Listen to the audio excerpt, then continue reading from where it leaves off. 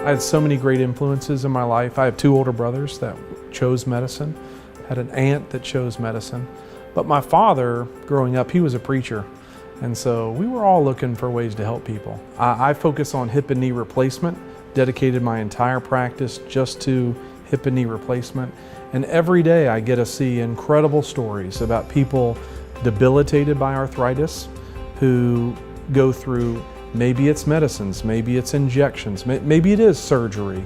And certainly that's my role as a surgeon, but we provide all those levels of care. So this is the right knee. But no matter what it takes, I get to see them go from pain and disability and poor quality of life to full life and out of pain. I see it every day, and my dedication to orthopedics is renewed by that.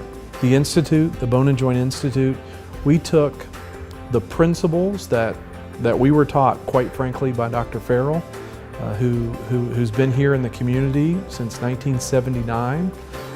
We took those principles, and together for a while we partnered structurally with other organizations, but finally we decided to deepen our partnership with Williamson Medical Center. We believe how they believe, an investment in our community, taking care of the people here. We certainly honor the traditions of the past and how to care for people as family, but we want to reach forward too and take advantage of technologies. Bringing those technologies to our patients will help them get back to their lives faster.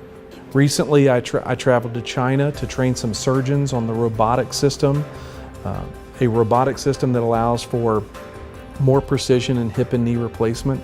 This technology, available to us several years ago, is just now becoming available in China.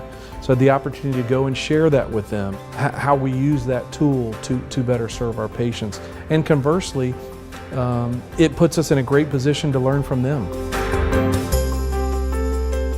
I have a daughter and a son, and anything that they want to do, I'm in. That time with your family, you just, it can't be overstated. It's important, and you never get it back, so I don't intend to miss it.